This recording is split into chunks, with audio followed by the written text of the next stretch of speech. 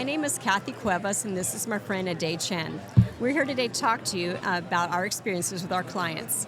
I'm a coach, and I primarily focus on helping women 40s and above that have been through life's traumas, let's say, with their finances, whether it's been through a divorce or a death of their spouse, and they're left with typical men these days that run the budget and they're left clueless. So I help them to get out of debt if they got in debt after a divorce, and I hope to help them create the path towards retirement that would give them the freedom they want.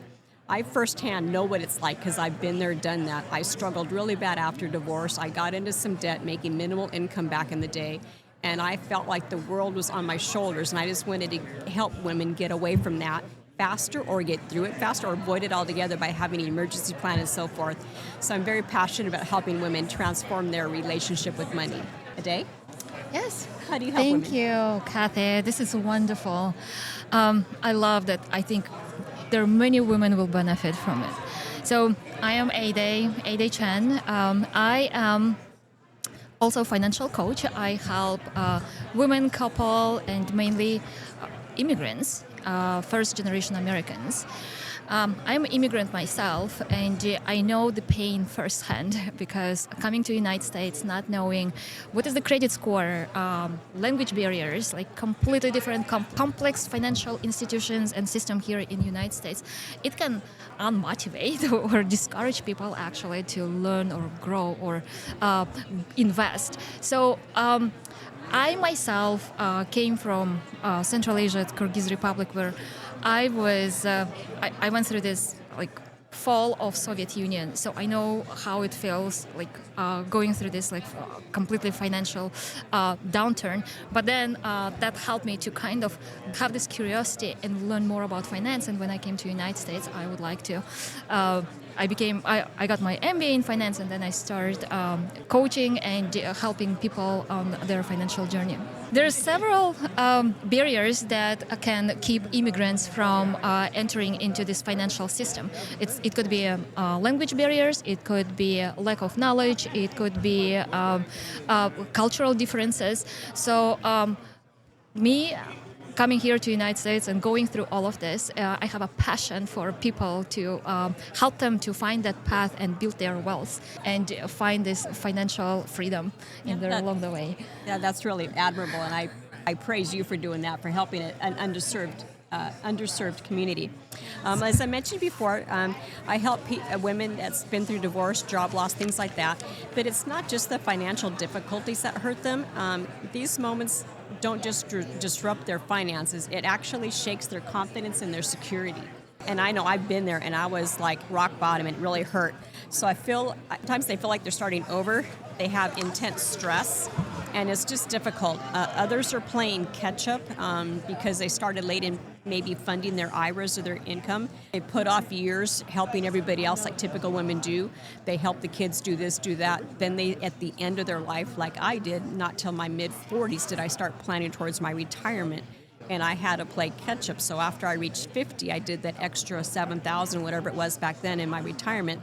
So many women, the debt is ongoing, and it's a big, huge source of stress besides managing the house or anything else that they do.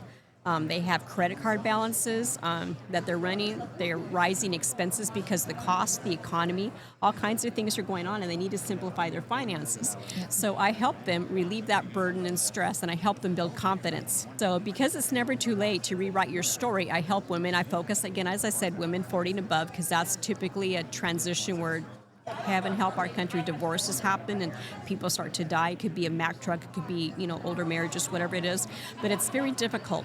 So together we create a plan. I go over their finances. I ask them what's critical that you can't give up, and we make it custom made to them. They manage their finances and begin to pull things, and they actually start saving for retirement, and they just get that confidence, say, hey, I can do this, which is great. Again, part of that mindset. So because it's never too late to rewrite your financial story, and I'm living proof, I didn't start until after my 40s doing that. So with the right mindset and strategy, women can move from fear to uncertainty and strength and stability and their financial freedom. So I'm thinking about through Aiday's clients, they're immigrants, minor women 40 and above. The underlying challenge is often mindset, and both of us think that's super important. Feeling behind and unsure where to start. So both of us focus on changing their negative mindset into positive ones for lasting change. Right. This is wonderful. I think there's so many people can benefit from the wealth of knowledge you have, and especially not just that, but also experience. You went through this, you built yourself up, and now you're actually contributing and helping communities. Mm-hmm. This is wonderful. And we need more people like you, Kathy. So there are few very simple things I would like to offer to people who are like immigrants or about to start on their financial journey. Saving. Absolutely. First of all, open HSA account, which is not Chase Bank, not Wells Fargo, but small local, maybe credit unions. But look for the banks with a high HSA account. And HSA account will give you not only it will give you some percentage on your money, but it will start building your wealth. But the most important is your mindset. Start that momentum, start building that habit, and it will help you and grow you along the way. Start thinking about your retirement. And first of all, look at your budget. Use very simple rules like 50, 30, 20. 50 for your fixed expenses, 30 for your expenses that you like to spend on money on, like your hobbies, and then 20 it's for your investment. And absolutely pay your debt first. So once you pay your debt, you can start to invest money. So this is my few simple steps, and as a mindset, you start small. Progress is better than perfection, and it will serve you along the way. A famous saying I have is the best time to start was yesterday. Yes. The next best time is today. It's today. So, we can't we can't change the past, but we can definitely change our future and have a more productive future. I mentioned before already I have clients from different, from divorce to family crisis to death and family and so forth, and they're coming from different places. I've got people that need help with budgeting, people that need help with paying off debt, and then once they get past that, I've got a few of my newer clients that would like to just help navigating investing, which I help a lot of that. But the ones that are playing catch-up kind of do what I have to do. They spent years putting everything else first, like I mentioned. Debt's an ongoing source of stress and so forth like that. So I kind of help them lay out a plan that's helpful for them. I myself was rather bold. After I retired, I actually took my money from my advisor, and I'm now managing my own retirement account. And I would not recommend that for many people. Through my struggles, I have focused a lot on teaching myself about investing. I learned first about stocks, then I learned about funds. I went to seminars where I learned how to trade stocks like Warren Buffett does by totally going through the company's financials and looking at the key things to look at. So I help people at the higher spectrum with things like that. Why don't you tell us about a client experience? Yes. So just from my story, like coming to United States, I didn't know much about credit score. I had no idea. I couldn't rent an apartment. I couldn't buy a car. I didn't know like where to go, what to do, and this financial illiteracy, I would say, or not knowing, coming to United States, not knowing, it was overwhelming. And now I help my clients, first of all, I literally hold them by their hand.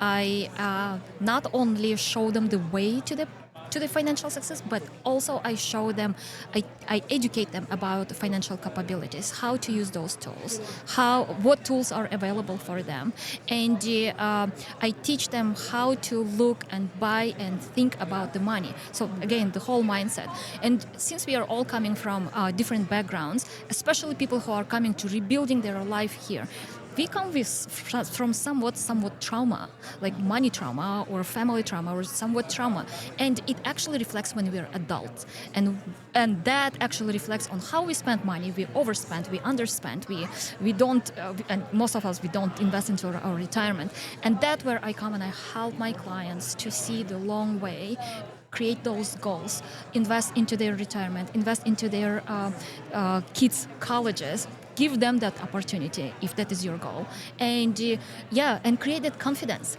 about money. If you have knowledge, you'll Yeah, do power. well. Yeah, Yeah. and we all went through. Me and Kathy, we went. You can do it too. Yeah, knowledge is power. I also say one of my success stories with one of my clients. She didn't think she could ever catch up, and I say, "Honey, been there, done that." So it's just you don't think you can because you don't know how yourself. And my biggest thing I tell anybody even comes to approach me for anything, if you could have done it on your own, you would have. There's no shame in asking for help. If anything, it's helping you get through it faster and not living the same thing. It goes with people that smoke cigarettes. Most people can't quit on their own. They have to do doctors or patches or something else. You can't do it on your own like cold turkey. It just doesn't happen. Same thing with losing weight or whatever your problem is. You have to have somebody help and guide you, and all we are is coaches in our field. We coach people in our own specialties, and it works out great for us. So anyway, when my client that thought she couldn't catch up, I told her, you know what? I started in my 40s putting $10 a month in my retirement account. A few months later, someone else came to my school I worked at, and I gave 25 to his company. But I started. That's the key. Just start. So I showed her the picture. I showed her how I escalated and how after I reached 50, how I played catch up and I did the extra 7,000, whatever it was you're allowed per year. And over time, she went from feeling completely hopeless to feeling helpful. And that just gave her the biggest internal, I can do this, I've got this, and that's kind of what we both do. We encourage our clients. We're their biggest cheerleader. We're their biggest fans. We're there just between the meetings, at least for my clients. I'm sure you do too. If they have a question, they can email me, chat me, text me in between, but that we have our weekly meetings like an accountability partner, and we kind of keep them on track. So now my client has a clear path towards confidence, towards her financial future, and she's super freaking friendly. I mean, she's just so friendly, outgoing. After being in the shell from being ashamed of everything, she's now come out. So, That's powerful. what about one of your clients? You have a client that you help? Yes. This is a great story. Yes, I do. So I have a clients. They actually they moved here for like maybe 10 years ago, and because of again difference on our languages and our cultures, they didn't know what to do with extra money. I mean, they were hardworking people. They had like 2 or 3 jobs. Mainly, they had cash, but they didn't know what to do. And they were at that time where their kids, they wanted to put them through college, and they needed help. But before you put your kids on the college, we had to look at their whole financial journey and identify other goals they have. And I found out that there's so many cash that they actually literally just sitting on those banks, like different banks, and they do nothing. And I had to educate them about the HSA, about the CD, about their compounding interest, which is make up magic. So, and yes, I helped them to build those different buckets, 401k, HSA, Roth IRA, all these different buckets, and I helped them to kind of change the whole mindset and the way that they manage the money. And it was an aha moment, and it was eye-opening to them because they never knew about that, even though they live here. But it is not their fault, and it is nobody's fault. It's because I personally didn't get education from high school, but here in the United States, it's not a requirement. Many kids graduate, they don't even know about the financial literacy. So this is like one of the main pieces that we come together, and that's what our passion is, actually help people from all different backgrounds and help them to be successful as we were lucky to be. Yeah, I was very fortunate. My last 13 years of being a teacher, I actually taught financial literacy. Now it's going to be hopefully required in every state, but teaching financial literacy in high school at a Title I school really empowered people who thought they were always going to have multiple families in one house to be able to have their own. And I've got many student success stories. But I just wanted to thank everybody for watching today. I would encourage you guys to take one small step, whether it's be to find out your FICO scores or get a budget sheet, download them from the computer, contact somebody who has one, do anything like that. And after the end of this video, you see both of our contact information. If you happen to be an immigrant and you can be helped by Aiday, then go ahead and go to her website or her email, and I'll have the same thing up for mine. So thank you guys for tuning in. It's nice seeing you, and I hope we gave you guys some encouragement. Thank you. Thank you. Thank you, Kathy. You're welcome. Thank you.